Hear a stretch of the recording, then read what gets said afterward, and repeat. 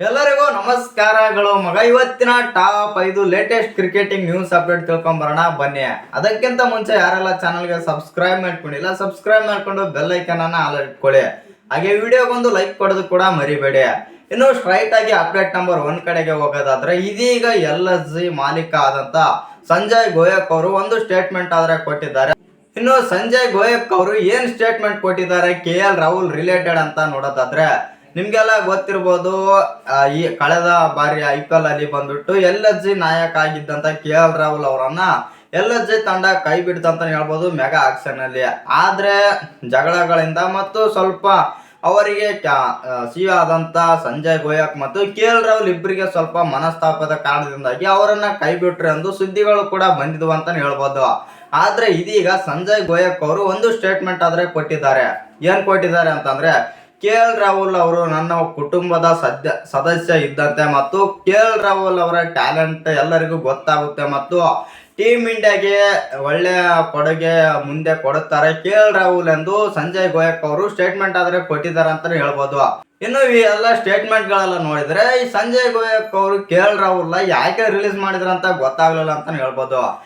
ಇನ್ನು ಎರಡನೇ ಅಪ್ಡೇಟ್ ಬಂದ್ಬಿಟ್ಟು ರೋಹಿತ್ ಶರ್ಮಾ ರಿಲೇಟೆಡ್ ಅಂತಾನೆ ಹೇಳ್ಬೋದು. ಏನಂತಂದ್ರೆ, ಅಕಾರ್ಡಿಂಗ್ ಟು ರಿಪೋರ್ಟ್ಸ್ ಗಳ ಪ್ರಕಾರ, ಅಂದ್ರೆ ಬಾರ್ಡರ್ ಗವಾಸ್ಕರ್ ಸೀರೀಸ್ ನ 3ನೇ ಟೆಸ್ಟ್ ಪಂದ್ಯಕ್ಕೆ ರೋಹಿತ್ ಶರ್ಮಾ ಮತ್ತು ಜೈಸ್ವಾಲ್ ಅವರು ಓಪನಿಂಗ್ ಮಾಡಲಿದ್ದಾರೆ ಎಂದು ರಿಪೋರ್ಟ್ಸ್ ಕಡೆಯಿಂದ ಬಂದಿದೆ ಅಂತಾನೆ ಹೇಳ್ಬೋದು. ಇನ್ನು ನಿಮ್ಗೆಲ್ಲ ಗೊತ್ತಿರ್ಬೋದು, ಕಳೆದ ಅಂದ್ರೆ 2ನೇ ಟೆಸ್ಟ್ ಪಂದ್ಯದಲ್ಲಿ ಬಂದ್ಬಿಟ್ಟು ರೋಹಿತ್ ಶರ್ಮಾ ಅವರು ನಂಬರ್ 6 ಅಲ್ಲಿ ಬ್ಯಾಟಿಂಗ್ ಮಾಡಿದ್ರ ಅಂತಾನೆ ಹೇಳ್ಬೋದು. ಅಲ್ಲಿ ನಂಬರ್ 6 ಅಲ್ಲಿ ಕೂಡ ಅವರಿಗೆ ಅಂತ ಬ್ಯಾಟಿಂಗ್ ಮಾಡಲು ಹೇಳ್ಕೊಳ್ಳುವಂತ ಬ್ಯಾಟಿಂಗ್ ಕೂಡ ಮಾಡಲ್ಲ ಮತ್ತು ಅವರಿಗೆ ಆಡಲು ಆಗ್ಲಿಲ್ಲ ಅಂತಾನೆ ಹೇಳ್ಬೋದು. ಆ ಕಾರಣದಿಂದಾಗಿ ಕೆಲವು ರೂಮರ್ಸ್ ಮತ್ತು ಸೋರ್ಸಸ್ ಕಡೆಯಿಂದ ಬಂದಿರೋ ಮಾಹಿತಿಯ ಪ್ರಕಾರ 3ನೇ ಟೆಸ್ಟ್ಗೆ ರೋಹಿತ್ ಶರ್ಮಾ ಅವರು ಓಪನಿಂಗ್ ಮಾಡಲಿದ್ದಾರೆ ಮತ್ತು KL ರಾಹುಲ್ ಅವರು ಯಾವ ಸ್ಲಾಟ್ ಅಲ್ಲಿ ಆಡ್ತಾರೆ ಅಂತ ಕನ್ಫರ್ಮ್ ಆಗಿಲ್ಲ ಅಂತಾನೆ ಹೇಳ್ಬೋದು. ಇನ್ನು 3ನೇ ಅಪ್ಡೇಟ್ ಬಂದ್ಬಿಟ್ಟು ಸುನಿಲ್ ಗವಾಸ್ಕರ್ ಅವರು ಒಂದು ಸ್ಟೇಟ್ಮೆಂಟ್ ಆದ್ರೆ ಕೊಟ್ಟಿದ್ದಾರೆ ಅಂತಾನೆ ಹೇಳ್ಬೋದು. ಏನ್ ಸ್ಟೇಟ್ಮೆಂಟ್ ಕೊಟ್ಟಿದ್ದಾರೆ ಸುನಿಲ್ ಗವಾಸ್ಕರ್ ಅಂದ್ರೆ, ಸುನಿಲ್ ಗವಾಸ್ಕರ್ ಅವರ ಪ್ರಕಾರ ರೋಹಿತ್ ಶರ್ಮಾ ಅವರು ಓಪನಿಂಗ್ ಬಂದ್ರೆ ಅವರಿಗೆ ಬೆಸ್ಟ್ ಆಯ್ಕೆ ಮತ್ತು ಓಪನಿಂಗ್ ಅಲ್ಲಿ ಆಡಿದಂತ ಬ್ಯಾಟಿಂಗ್ ಗೆ ಅವರು ನಂಬರ್ 6 ಅಲ್ಲಿ ಆಡಲು ಸಾಧ್ಯವಿಲ್ಲ ಮತ್ತು ಓಪನಿಂಗ್ ಅಲ್ಲಿ ಬಾಲ್ ಟು ಬ್ಯಾಟ್ ಸಖತ್ತಾಗಿ ಕನೆಕ್ಟ್ ಮಾಡ್ತಾರೆ ಮತ್ತು ಆ ಕಾರಣದಿಂದಾಗಿ ರೋಹಿತ್ ಶರ್ಮಾ ಅವರು ಓಪನಿಂಗ್ ಆಡಲು ನಾನು ನೋಡುತ್ತಿದ್ದೇನೆ ಎಂದು ಸುನಿಲ್ ಗವಾಸ್ಕರ್ ಆದ್ರೆ ಸ್ಟೇಟ್ಮೆಂಟ್ ಆದ್ರೆ ಕೊಟ್ಟಿದ್ದಾರೆ ಅಂತಾನೆ ಹೇಳ್ಬೋದು. ಇನ್ನು ಅಪ್ಡೇಟ್ ನಂಬರ್ 4 ಬಂದ್ಬಿಟ್ಟು ಜೈಸ್ವಾಲ್ ವಿರುದ್ಧ ರೋಹಿತ್ ಶರ್ಮಾ ಅವರು ಸ್ವಲ್ಪ ಗರಂ ಆಗಿದ್ದಾರಂತೆ.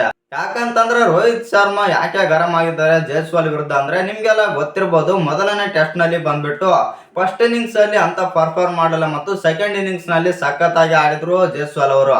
ಆ ನಂತರ 2ನೇ ಟೆಸ್ಟ್ ಪಂದ್ಯದಲ್ಲಿ ಜೈಸ್ವಾಲ್ ಅವರು ಅಂತ ಪರ್ಫಾರ್ಮ್ ಕೂಡ ಮಾಡಲ್ಲ ಮತ್ತು ಕಳಪೆ ಮಟ್ಟದಲ್ಲಿ ಆಟ ಆಡಿದ್ರ ಅಂತಾನೆ ಹೇಳ್ಬೋದು.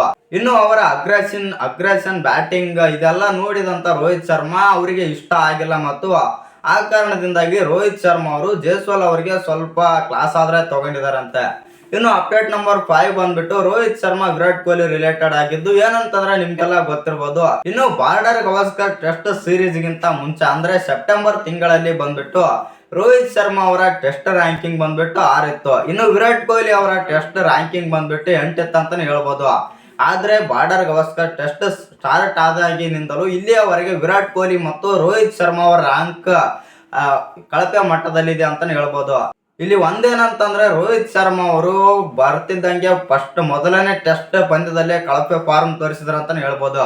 ಯಾಕಂತಂದ್ರೆ ಅಲ್ಲಿ ಅವರ ಅವರು ರೋಹಿತ್ ಶರ್ಮಾ ಆಡೋದು ಓಪನಿಂಗ್ ಸ್ಲಾಟ್, ಆದ್ರೆ ನಂಬರ್ 6 ಅಲ್ಲಿ ಬಂದು ಅವರಿಗೆ ಅಂತ ಬ್ಯಾಟಿಂಗ್ ಪರ್ಫಾರ್ಮ್ ಮಾಡಲು ಸಾಧ್ಯವಾಗಲಿಲ್ಲ ಅಂತಾನೆ ಹೇಳ್ಬೋದು. ಆ ಕಾರಣದಿಂದಾಗಿ ಅವರ ಟೆಸ್ಟ್ ರ್ಯಾಂಕಿಂಗ್ ಪಟ್ಟಿಯಲ್ಲೂ ಕೂಡ 31ನೇ ಸ್ಥಾನಕ್ಕೆ ಆದ್ರೆ ಹೋಗಿದ್ದಾರೆ. ಇನ್ನು ವಿರಾಟ್ ಕೊಹ್ಲಿ ಅವರ ಟೆಸ್ಟ್ ರ್ಯಾಂಕಿಂಗ್ ನಲ್ಲಿ ಬಂದ್ಬಿಟ್ಟು ಅವರು ಮೊದಲಿಗೆ 8ನೇ ಸ್ಥಾನದಲ್ಲಿ ಇದ್ರಂತಾನೆ ಹೇಳ್ಬೋದು. ಆದ್ರೆ ಇದೀಗ ಅವರ ಟೆಸ್ಟ್ ರ್ಯಾಂಕಿಂಗ್ ನಲ್ಲಿ ಬಂದ್ಬಿಟ್ಟು 20ನೇ ರ್ಯಾಂಕಿಂಗ್ ಆದ್ರೆ ಹೋಗಿದ್ದಾರೆ.